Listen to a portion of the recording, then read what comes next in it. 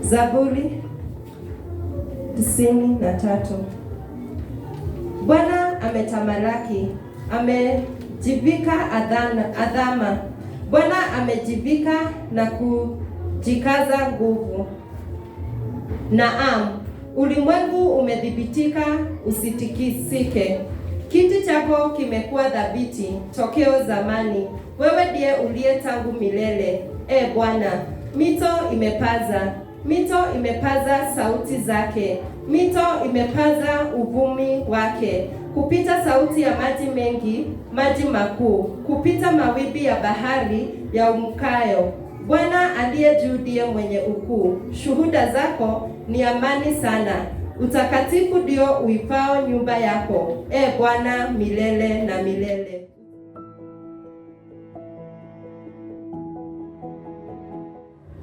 Somo kutoka Agano la Kale ni kutoka kitabu cha Danieli kuanzia mlango wa 1 hadi 31. Nitasoma. Belshaza mfalme aliwafanyia wakuu wake 1000 karamu kubwa, akanywa divai mbele ya 1000 hao.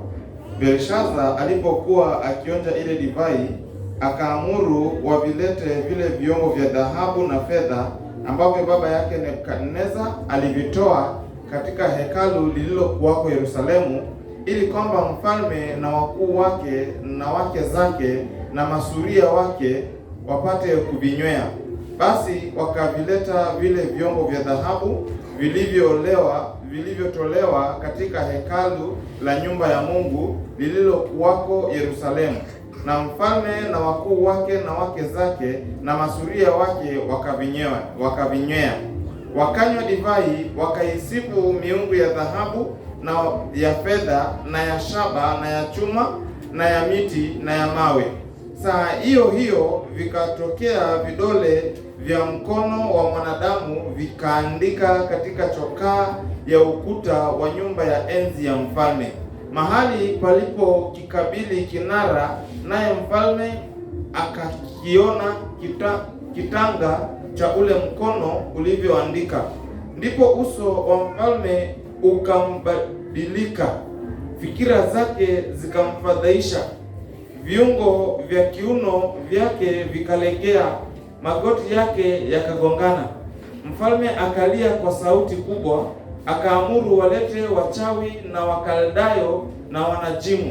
Mfalme akanena akawaambia wenye hekima wa Babeli, mtu awaye yote atakayesoma maandiko haya na kunionyesha tafsiri yake, atavikwa mavazi ya rangi ya zambarau na kuwa na mkufu wa dhahabu shingoni mwake, naye atakuwa mtu wa 3 katika ufalme.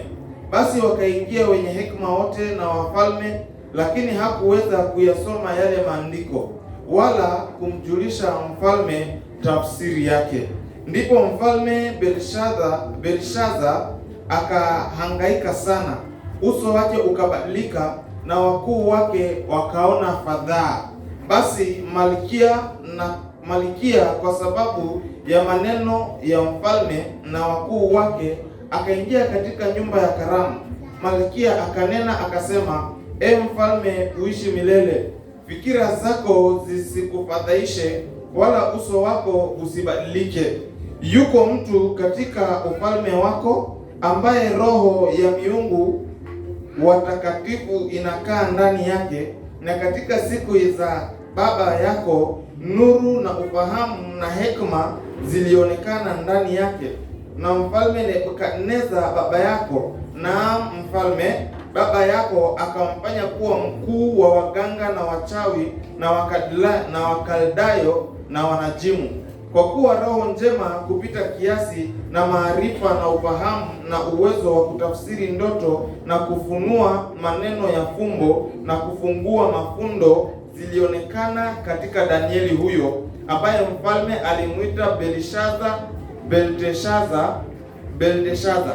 Basi na aitwe Danieli, naye atuonyeshe tafsiri. Ndipo Danieli akaletwa mbele ya mfalme, na mfalme akanena akamwambia Danieli, je, wewe ndiye Danieli yule aliye mmoja wa wana wa Yuda waliohamishwa, ambao mfalme baba yangu aliwaleta huko toka Yerusalemu? Nimesikia habari zako, ya kwamba roho ya miungu iko ndani yako, na kwamba nuru ya ufahamu na akili bora zinaonekana kwako. Basi sasa watu wenye hekima na wachawi wameletwa mbele yangu wapate kulisoma andiko hili na kunijulisha tafsiri yake, lakini hawakuweza kunijulisha tafsiri ya jambo hili. Lakini nimesikia habari zako kwamba waweza kuleta tafsiri na kufumbua mafumbo haya. Kama ukiweza kulisoma andiko hili na kunijulisha tafsiri yake, utavikwa mavazi ya rangi ya zambarau na kuwa na mkufu wa dhahabu shingoni mwako, nawe utakuwa mtu wa tatu katika ufalme. Ndipo Danieli akajibu akasema mbele ya mfalme, zawadi zako zishike wewe mwenyewe, na thawabu zako mpe mtu mwingine, walakini nitamsomea mfalme maandiko haya na kumjulisha tafsiri yake. Kwa habari zako, mfalme, Mungu aliye juu alimpa Nebukadneza baba yako ufalme na ukuu na fahari na utukufu, na kwa sababu ya ule ukuu aliyompa, watu wa kabila zote na mataifa na lugha wakatetemeka na kuogopa mbele zake. Aliyetaka kumuua alimuua, na aliyetaka kumwacha hai alimwacha hai. Aliyetaka kumtukuza alimtukuza, aliyetaka kumshusha alimshusha. Lakini moyo wake ulipoinuliwa na roho yake ilipokuwa ngumu, akatenda kwa kiburi, alizuiliwa katika kiti chake cha enzi, nao wakamwondolea utukufu wake. Akafukuzwa mbali na wanadamu, moyo wake ukafanywa kuwa kama moyo wa mnyama, na makao yake yalikuwa pamoja na punda mwitu. Akalishwa majani kama ng'ombe, mwili wake ukaloa maji kama kwa umande wa mbinguni, hata alipojua ya kuwa Mungu aliye juu aliyetawala katika ufalme na wanadamu, na kuwa humweka juu yake yeye atakaye awaye yote. 10:22. Na wewe mwanawe Belshaza, hukujinyenyekeza moyo wako, ijapokuwa ulijua hayo yote, bali umejiinua juu ya Bwana wa mbingu, nao wamevileta vyombo vya dhahabu yake mbele yako, na wewe na wakuu wako na wake zako na masuria wako wamevinywea, nawe umeisifu miungu ya fedha, miungu ya dhahabu na miungu ya shaba na ya chuma na miti na ya mawe, wasiione wala kusikia wala kujua neno lolote. Na Mungu yule ambaye pumzi yako i mikononi mwake, na njia zako zote ni zake, hukumtukuza. Ndipo kile kitanga cha ule mkono kikaletwa kutoka mbele zake, na maandiko haya yameandikwa, na maandiko yaliyoandikwa ni haya: Menemene, Tekeli na Peresi. Na tafsiri ya maneno haya ni hii: Mene, Mungu amehesabu ufalme wako na kuukomesha. Tekeli, umepimwa katika mizani, nawe umeonekana kuwa umepunguka. Peresi, ufalme wako umegawanyika, nao wamepewa Wamedi na Waajami. Ndipo Belshaza akatoa amri, nao wakamvika Danieli mavazi ya rangi ya zambarau, wakamtia ukufu wa dhahabu shingoni mwake. Wakapiga mbiu kutangaza habari zake, ya kwamba yeye ni mtu wa tatu katika ufalme. Usiku huo huo Belshaza mfalme wa Kaldayo akauawa, na Dario Mmedi akaupokea ufalme, naye umri wake alikuwa na miaka 62, na hilo ndilo neno la Bwana.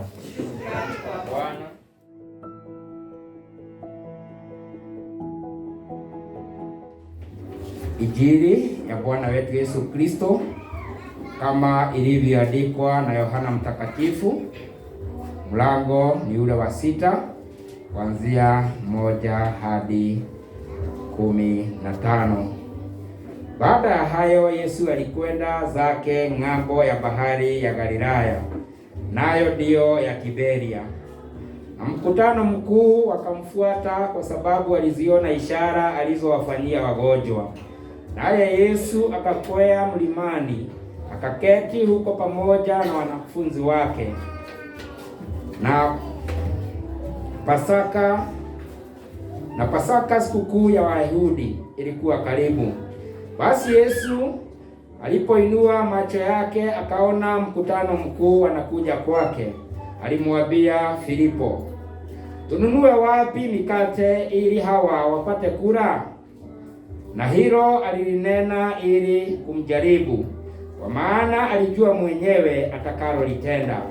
Filipo akamjibu, mikate ya dinari 200 haiwatoshi kila mmoja apate kitu kidogo. Wanafunzi wake mojawapo, Andrea nduguye Simioni Petro, akamwambia, yupo hapa mtoto yuna mikate 5 ya shayiri na samaki 2, lakini hivi ni nini kwa watu wengi kama hawa? Yesu akasema, waketisheni watu. Na mahali pale palikuwa na majani tele. Basi watu waume wakaketi wapata 5,000 jumla yao. Basi Yesu akaitoa ile mikate, akashukuru, akawagawia walioketi, na kadhalika katika wale samaki kwa kadri walivyotaka. Nao waliposhiba aliwaambia wanafunzi wake, kusanyeni vipande vilivyobaki, kisipotee chochote. Basi wakavikusanya, wakajaza vikapu 12 vipande vya mikate 5 ya shayiri vilivyo wabakia wale waliokula. Basi watu wale walipoiona ishara aliyoifanya walisema, hakika huyu ni nabii yule ajaye ulimwenguni. Kisha Yesu, hali akitambua ya kuwa walitaka kuja kumshika ili wamfanye mfalme, akajitenga, akaenda tena mlimani yeye peke yake. Na hii ndiyo Injili ya Bwana. Yesu sasa sijasikia mtu akipiga makofi. Yesu na kumnasifu.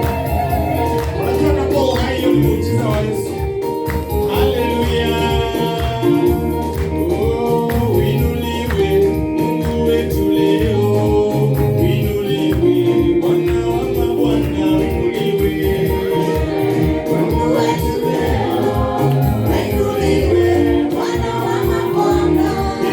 Inuliwe Mungu wetu leo. Inuliwe Bwana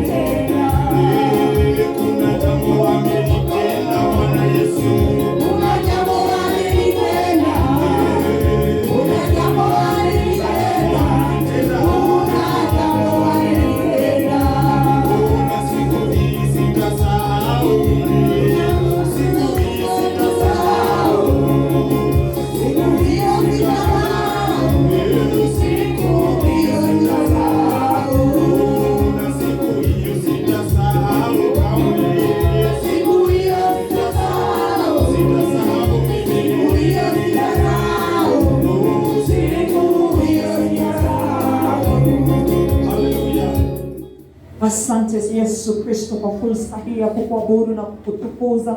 Twakuheshimu, twakuhimidi mfalme wa wafalme. Umetenda mambo ya ajabu katika maisha yetu Mungu Baba. Tukiri ya kwamba Mungu Baba, tunapokuinua, tunapokusifu, utatuleta karibu na wewe Jehova. Utashuka katika sifa za watu wako Baba. Tuomba Yesu Kristo uzidi Mungu Baba kututenda mambo ya ajabu. Baba, tuomba kama sauti yako iweze kupenya katika roho zetu, katika fikra zetu, katika maisha yetu, katika situations za kila aina Mungu Baba. Tuomba ya kwamba Mungu Baba utashusha neema itakayoendelea kutuongoza Mungu Baba kila wakati, kila siku, usiku na mchana Jehova. Na ya kwamba Mungu Baba utaendelea kujidhihirisha katika kanisa lako, miongoni mwa watu wako Jehova, na katika Mungu Baba kazi zako na nia zako na hata kusudi zako Yesu Kristo hapa duniani hadi wakati utakaporudi Jehova. Na kwa hivyo Baba, tunakiri ya kwamba tutaendelea kukuwakilisha Jehova uliyetuita, ukiwa na kusudi katika maisha yetu, katika ufalme wako Jehova. Na kwamba tutaendelea kukusifu na kukutukuza unapotuleta Mungu Baba katika nyumba yako na katika ibada kama hii Yesu Kristo. Na kwa hivyo Baba, unapotenda haya, utukuke na uhimidiwe Jehova miongoni mwetu Mungu Baba. Nitumie kama chombo chako ninaponena neno lako, na naomba Yesu Kristo Jehova uweze kuonekana miongoni mwetu. Na ni katika jina la Yesu Kristo aliye mwokozi wetu tunaomba na hata kuamini. Amen.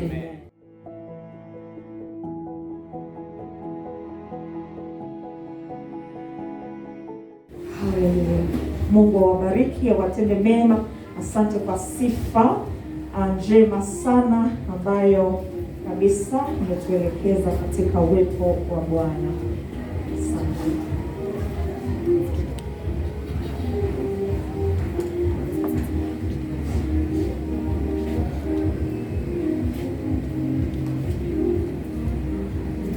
Haleluya, Bwana asifiwe. Basi tunashukuru kwa sababu ya ibada hii ya Swahili. Tunaendelea kuwakaribisha nyote, na tunajua kwamba umbali huu tumebarikiwa. Nina muda mfupi sana, lakini kwa sababu ya mgeni, mimi ni Reverend Faith Gadu, nampenda Yesu Kristo, mwokozi wa maisha yangu. Nina serve katika hii parokia ya St. John's Pumwani, indeed, pamoja na mchungaji mwingine. And I'm here as a curate, na tunashukuru kwa sababu ya our daughter church, CBL. na hata zinginezo, na ninashukuru Mungu ya kwamba leo niko pamoja na nyinyi. Amen. Bwana sifiwe. Last week nilikuwa Kiambio, the other week nilikuwa Karura, na sasa wiki nyingine nilikuwa St. John's, and so I just think we are very very blessed. Hallelujah. Kwa sababu Mungu ametupatia hizo kongamano zote akiwa na kusudi katika hizo community. Na kwa hivyo nataka kunena neno la Bwana very shortly kwa sababu ya wakati ambao unayoyoma, na ninataka kuingia katika kitabu cha Danieli tulicho somewa na waliosoma vema sana katika mlango wa 5. Haleluya. Nataka kunena siku ya leo kuhusu indeed maandishi yako kwenye ukuta tunapomwondoa Mungu na kutonyenyekea mbele zake. Bwana asifiwe. Maandishi yako kwenye ukuta tunapomwondoa Mungu na hata kutonyenyekea mbele yake, tunapomwondoa Mungu katika maisha yetu. Na kwa hivyo hilo ndio Mungu anatunenea siku hii ya leo according to our lectionary ambayo tumepatiwa. Wacha nitoe my mask kwa sababu sio mimi peke yangu sijavaa mask. Tumezoea mpaka imekuwa kama nguo. Haleluya. Haleluya. Ni kama vile mtu anavaa socks. Sasa akivaa viatu tupu anaona kuna kitu alisahau. Yes. So that is where we have reached. Lakini Mungu ataendelea tu kutusaidia kabisa. Na kwa hivyo neno hilo ninaposema hivyo ni kwa sababu kuna writings on the wall ambazo zilishuka wakati huyu mfalme ambaye anaitwa Belshazzar alipoamua, kwa sababu ni uamuzi aliamua. Akaamua ya kwamba sasa yeye atafanya karamu kubwa sana na kunywa divei pamoja na maelfu wa wale wengine aliowaita ambao walikuwa ni marafiki wake, walikuwa ni viongozi wengine, walikuwa wametoka nchi zingine, walikuwa pia wake zake na pia hata concubines ambao walikuwa nao. Na kwa hivyo Biblia inasema ilikuwa ni mbele ya elfu hao aliowaita. Hao sio watu wachache, kwa sababu sisi hata hatujafika 300, si ndio? Hivyo vitu vyenye tuko katika Swahili service. Haleluya. Na kwa hivyo hiyo ilikuwa ni kongamano kubwa. Na hawa watu basi ni watu wanamjua kwa maana walikubali kuja. Na tena huyu ni mfalme akiitana hata president, you can be sure watu wengi they will show up that have been told to come.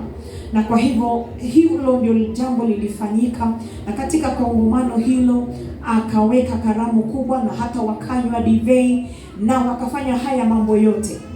Lakini hilo jambo halingekuwa ni chukizo mbele ya Mwenyezi Mungu kama angefanya tu karamu yake na mambo yake na vitu zake na kila kitu.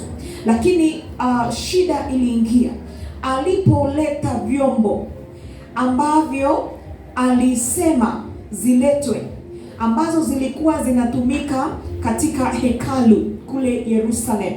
Vyombo hivyo ambavyo vinatumika pale katika madhabahu, kama vile tuna mambo ya Holy Communion na mambo kama hayo yametengwa, yamewekwa wakfu. Imesemekana hii itatumika katika nyumba ya Bwana, itatumika katika kufanya kazi ya Bwana, it is dedicated. Kwa hivyo iwezi kufanya kazi nyingine, ni hiyo imekuwa dedicated hata mbele ya Mwenyezi Mungu. Akasema hizo ziletwe zote, na ziletwe ambazo zinafaa kuwa kwa hekalu ya Yerusalem na nyumba ya Mungu. Akasema sasa hizo ndio wataweka divei yao, wakunywe, wakule, walewe, wafanye zile vitu zote watafanya yeye, bibi zake aliowaita maelfu na hata concubines wake wote waweze kusherekea wakitumia vyombo ambavyo vimetoka nyumba ya Mungu. Bwana asifiwe. Ambavyo vinatumika nyumba ya Bwana na vimewekwa wakfu. Sasa alivyofanya hayo, hakuelewa ya kwamba kumbe Mungu anaona kile ambacho walikuwa wanafanya, na inaonekana ya kwamba Mungu alikuwa na interest kubwa sana na hawa watu, kwa sababu baba yake Belshaza ambaye alikuwa pia ni mfalme, Mungu alimuinua sana na akampatia nguvu nyingi sana na akamweka juu na hali ya juu, ambaye alikuwa anaitwa Nebukadneza, na akampatia ufalme huu. Lakini wakati Nebukadneza alijiinua na akajiinua akataka kuabudiwa na akajiona kama Mungu na kama na kiburi kubwa sana, Mungu akakasirika, akampatia judgment, akamfanya apoteze hekima yake na fahamu zake kama binadamu, akamfanya ingie kule kama mnyama wa porini, akakaa huko miaka 7 akikula nyasi. Can you imagine? Ilikuwa ni judgment.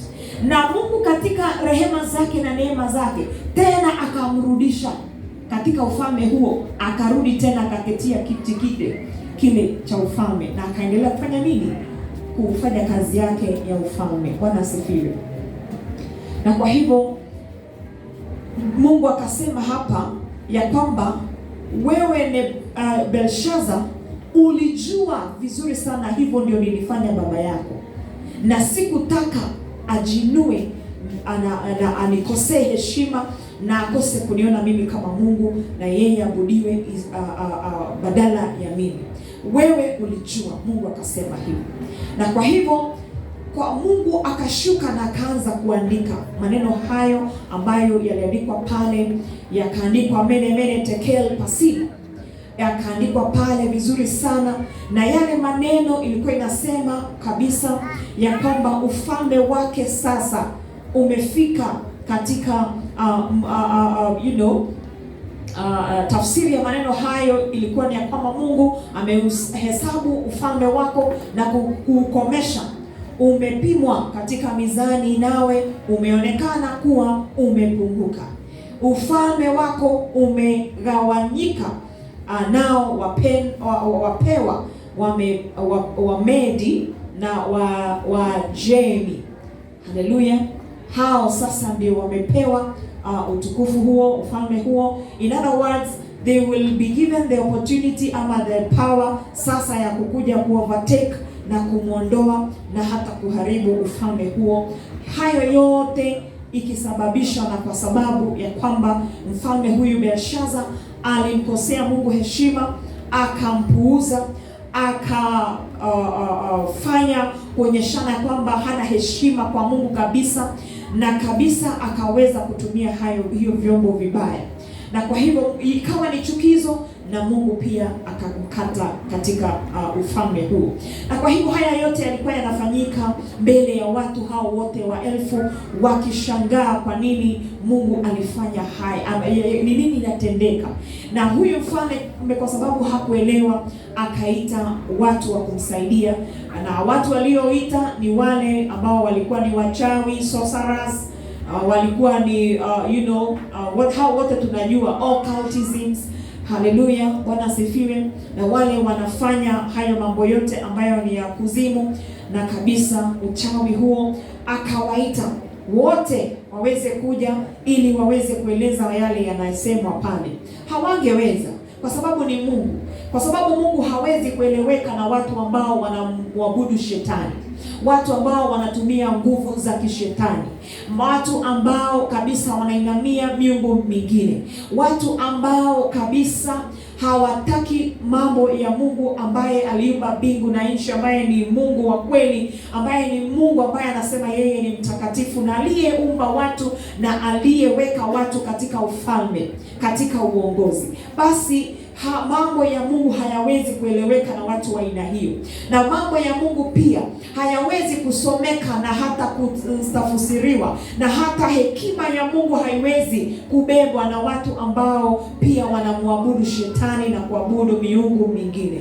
Kwa hivyo ikawa tu ni Danieli ambaye alikuwa anamwogopa Mungu na mtumishi wa Mungu, na ambaye alikuwa ni nabii, akaitwa kwa sababu katika ufalme huo Daniel alifanya kazi na hawa wafalme alifanya kazi na Nebukadneza, Darius na pia Belshaza, na hawa wafalme wote walijua kwamba Daniel yeye alikuwa ni mtu wa kumwogopa Mungu, kumcha Mungu, kumfuata Mungu kila wakati, kila siku, na hakuondokea Mungu ainamie hayo miungu ambayo ilikuwa inaabudiwa hapo.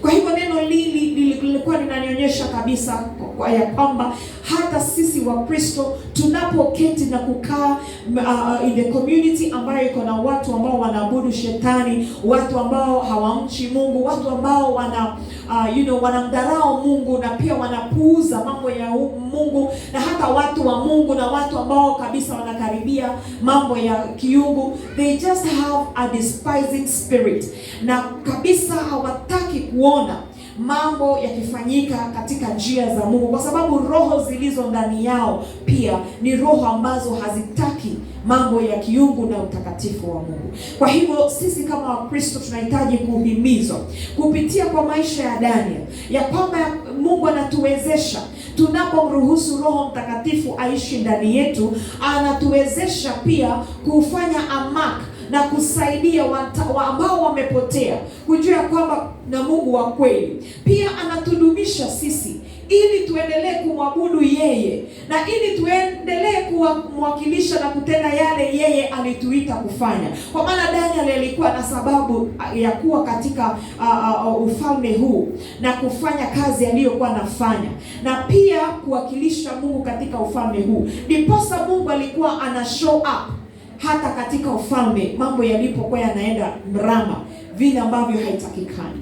Na kwa hivyo tunahitaji kujua kwamba kila wakati pia Mungu anatuangalia, kila wakati Mungu anaona, hata yale yamejificha anajua. Hata tunapoenda katika parties kama hizo na mikutano kama hiyo, God has a representative mahali pale, na ataelewa na atajua yale yanasemwa, yale yanapangwa na yale yanapitishwa yote. God knows and he has the details. Bwana asifiwe. Kwa hivyo tunahitaji kujua ya kwamba tuna serve Mungu ambaye ni wa hekima kubwa sana, a very intelligent God, na tunahitaji kujua kwamba Mungu wetu ako na data zote za kila kitu inafanyika katika ufalme wake. Hata wale wanafanya mambo ya kishetani, he knows everything they are doing. Hallelujah. Anajua yale wanapanga, yale wanapitisha na yale pia wanafuatilia. Na ndiposa pia anawaambia na anaongea na watu wake, anaendelea mara mingi sana kutuhimiza na pia kutukosoa na pia kutupatia alerts kila wakati, ili tuweze kutembea katika ufalme wake, na ili tuendelee kusikia sauti yake, tusifikiri ya kwamba ametuondokea na ako mbali. Kwa maana pia tunapoketi ndani ya watu wa aina hii sio rahisi. Kuna vita kali, kuna vita nyingi, kuna mambo mengi wewe unapitia kama binadamu, na kwa hivyo unapopuuzwa, unapopitia mambo ya kufanywa mabaya kabisa, hauwezi kufurahi. Haleluya. Bwana asifiwe.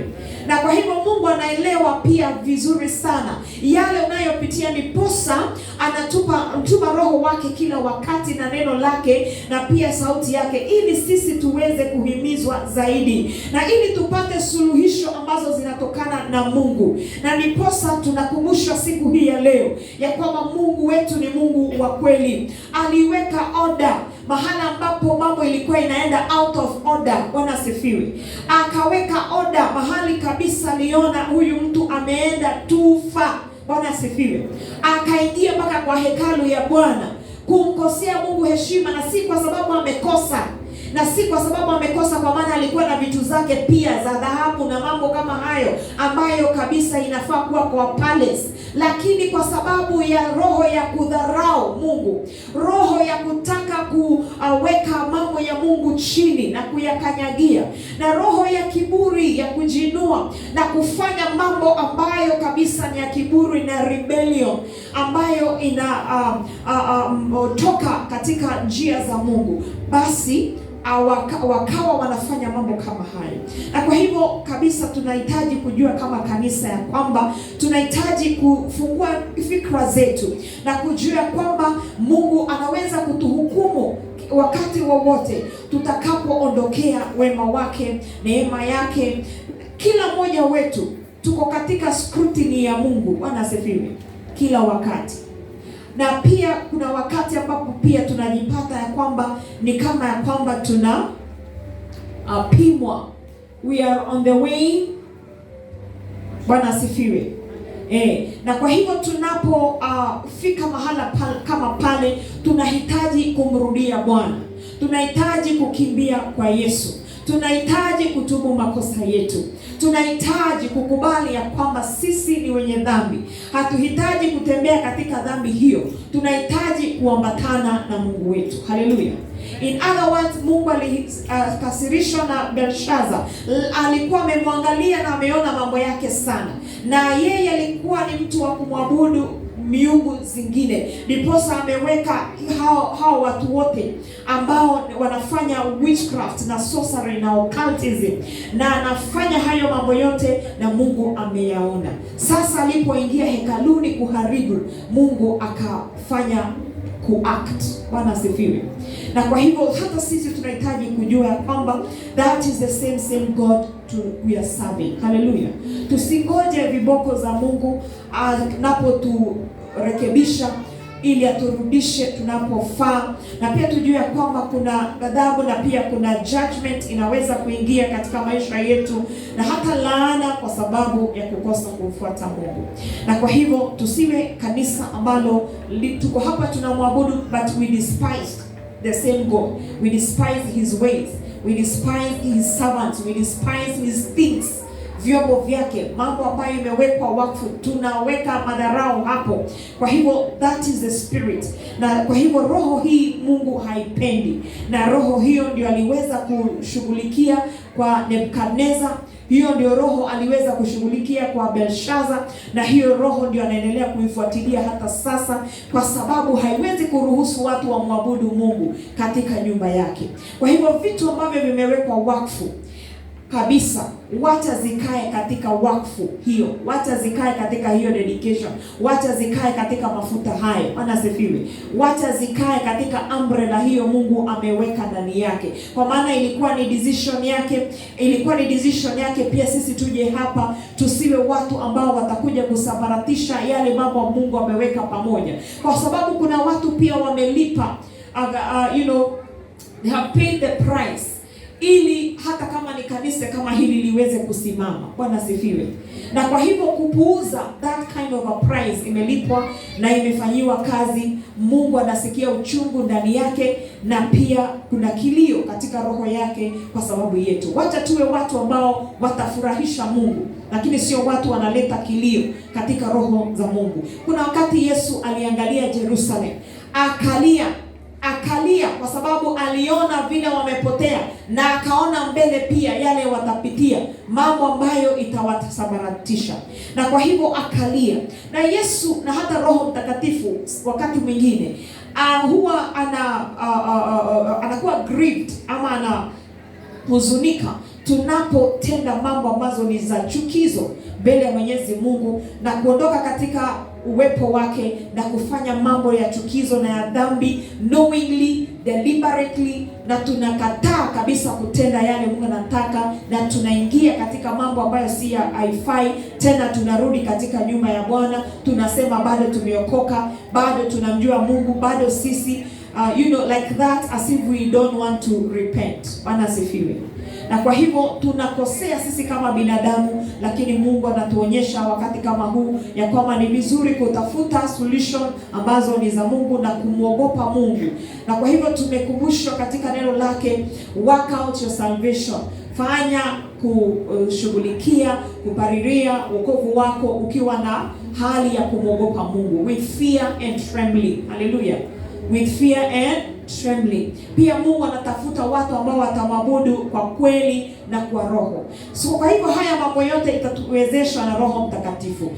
Daniel alikuwa na roho ambayo ilikuwa ni tofauti, na mke wa huyu mfalme alisema kuna mtu ambaye ana roho tofauti, ana hekima ndani yake. Kuna mtu ambaye Mungu ameweka roho wa hekima na ujuzi, na kwamba akona roho wa Mungu ndani yake. Na kwa hivyo huyu mtu atatusaidia, atakusaidia mfalme, usiwe na kubabaika. Na kwa hivyo wakamwita Daniel, aliyejaa na hali ya kuheshimu Mungu, na alikuwa na hekima, na alikuwa na hali ya kuelewa, na alikuwa na tabiri mambo vitofauti, na anaelewa mambo ambayo yanafanyika, hata mambo ambayo haiko ndani ya Mungu anayaelewa ni mambo ya aina gani. Bwana asifiwe.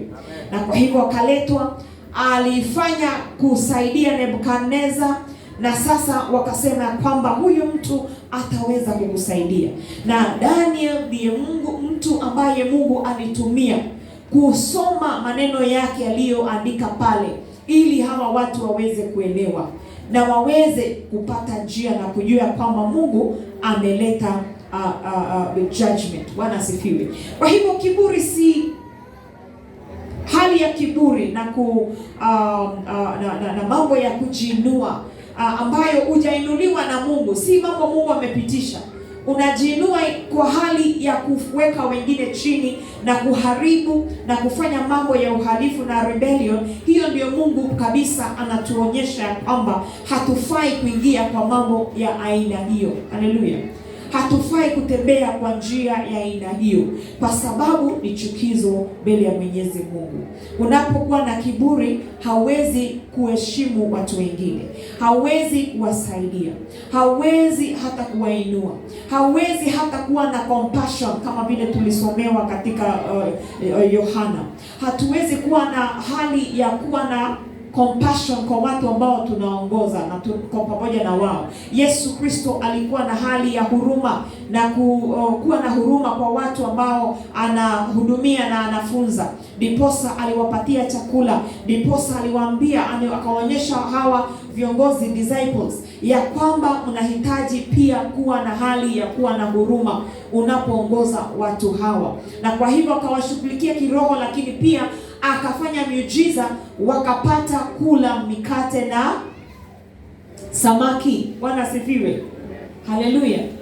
Akawasaidia wakati aliona kwamba kuna njaa. Watu hawa wamekuja kutoka mbali na watarudi tena kutoka kwenda mbali. Kwa hivyo watu hawa hawana nguvu na hawatakuwa na nguvu ya kurudi kule. Akawasaidia, akapata ile chakula kutoka kwa mtoto mdogo sana aliyeona Yesu anahitaji chakula, akapatiana chakula yake, na yeye hakukuwa na chakula nyingine. Haleluya. Kwa hivyo alijitolea, kwa hivyo alipatiana, na alikuwa ni mtoto mdogo sana. Kwa hivyo Mungu anaweza kutumia mtu yoyote, hata mtoto, kufanya yale yeye anataka. Bwana asifiwe. Na kupass a message kwa watu wake. Haleluya. Anaweza kutumia hata mtoto mdogo, ampatie hekima na amuinue. Nyinyi mnapomuona yeye ni mdogo, hafai kuongea, Mungu amuinue na mpatie platform na amtumie yeye kama chombo chake. Haleluya. Kwa hivyo Mungu yeye mwenyewe ndio ana design chombo ambacho anataka kutumia. Haulizi watu, haulizi permission kutoka kwa binadamu. Yeye mwenyewe anapitisha chombo chake, anakiunda na pia anakisimamisha. Haleluya. Kwa hivyo pia wewe Mungu atakudumisha, atakusimamisha, atakusaidia, atashughulikia mahitaji yako alivyowashughulikia hawa watu, atakuleta karibu nawe, atakupigania na atakupatia solution ambazo ni za kiungu na ni za ufalme wa Mungu. Bwana asifiwe. Kwa hivyo tunahitaji kutafuta solution ambazo ni za kiungu. Hawa watu walipokiuka wakamkasirisha Mungu.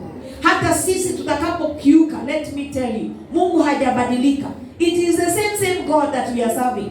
Na yeye Mungu he does not lower his standards. Bwana asifiwe. Diposa anatupush, anatusukuma ili tuingie katika standard zake. Hatuwezi kuwa Mungu, hatuwezi kuwa watakatifu kama Mungu, lakini anataka tumkaribie, tuingie, tutembee katika hiyo njia ya kutaka kuwa watakatifu. Haleluya. Kwa hivyo ni lazima pia tuwe na willingness ya kumfuata na kuachilia yale ambayo yanatufanya tuingie, tutumbukie kwa mambo mabaya, si ndio? Kwa hivyo Mungu anaona roho zetu, ndiposa anatusaidia, ndiposa anatuhurumia, ndiposa anatuleta karibu na yeye, ndiposa anatukosoa. Haleluya. Na kwa hivyo tunahitaji kujua kwamba Mungu anatengeneza njia mahala ambapo hakuna njia. Na pia na sasa anataka pia sisi tuwe watu wanatafuta suluhisho ambazo zinasaidia watu na zinajenga maisha ya watu na zinasimamisha maisha ya watu alivyotenda Yesu Kristo. Bwana asifiwe. Na kwa hivyo tunakumbushwa ya kwamba maisha yetu yako katika mikono ya Mungu, na pia Mungu ako na authority kwa viongozi ambao wanaongoza nchi yetu, wanaongoza community zetu na kila mahali. Mungu anajua kila uongozi, na yeye anajua kwa nini ameweka kila uongozi na kila mtu ambaye ni ako kwa rulership and leadership. Bwana asifiwe. Kwa hivyo unapoweka kidole chako kwa watu wanaoongoza, ujue kwamba pia Mungu anasikia yale unataka kusema na unasema, because he has allowed that authority to be there. Bwana asifiwe. Kwa hivyo tunakumbusha ya kwamba God's way of life and rulership is a great reward to human race. Kwetu sisi ni baraka kubwa ya kwamba Mungu anaweza pia, tunapoombea hata viongozi wetu katika political arena, anatusikia kama kanisa lake, ili uongozi huo yeye anakuwa na influence ya kuwasaidia kutenda mema kwetu sisi. Haleluya. Kwa hivyo pia sisi kanisa tuombee viongozi wetu, kwa maana saa zingine wanaweza kufanya makosa ambayo italeta ghadhabu kwetu.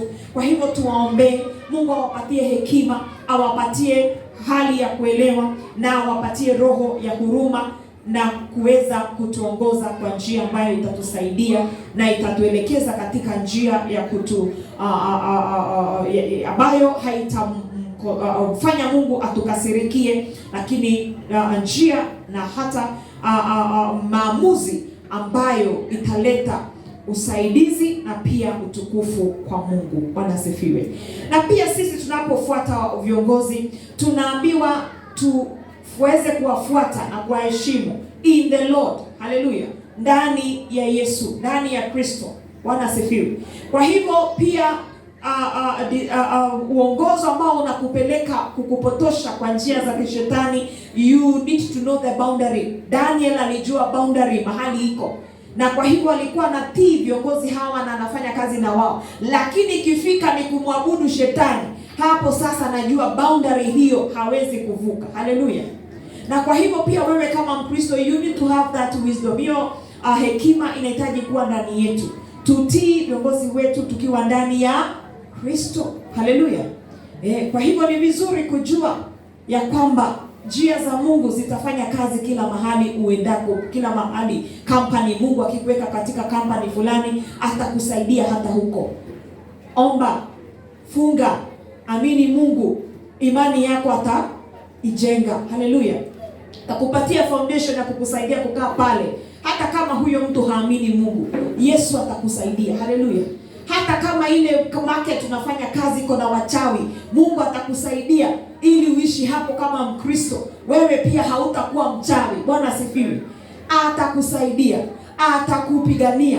Kwa hivyo pia unaweza kufanya kazi na kukaa katika community, katika neighborhood na watu kwa aina hiyo, lakini Mungu pia na raise standard ili wewe uendelee kumwabudu Mungu. Ikifika boundary ya kwamba sasa mtaenda kwa shetani, hapo ndio unasema hapana, mimi ni Mkristo, nataka kumuendelea kumwabudu Mungu na nitaweka wokovu wangu. Bwana asifiwe.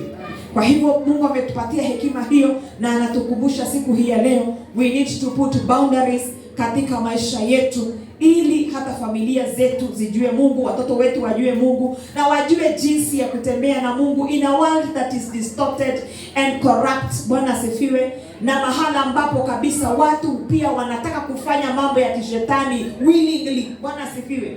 Na hata they don't fear, hawaogopi. Bwana asifiwe.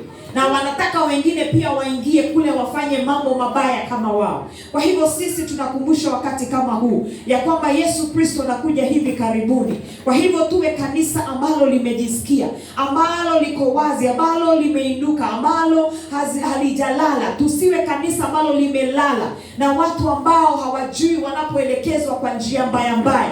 Kwa hivyo tunahitaji Roho Mtakatifu anayekujulisha ya kwamba hapa sasa umefika, unaingia mahala ambapo shetani atatawala. Kwa hivyo hiyo unakatana naye. Lakini yale ambayo kabisa sio ya kukupotosha, sasa hayo unaweza kuambatana naye. Bwana asifiwe. Na kwa hivyo siku hii ya leo tunakumbushwa katika topic hiyo yetu ya kwamba kuna maandishi yanayoandikwa tunapo kataa kunyenyekea mbele ya Mwenyezi Mungu na kumtii, na tunapotoka katika njia zake.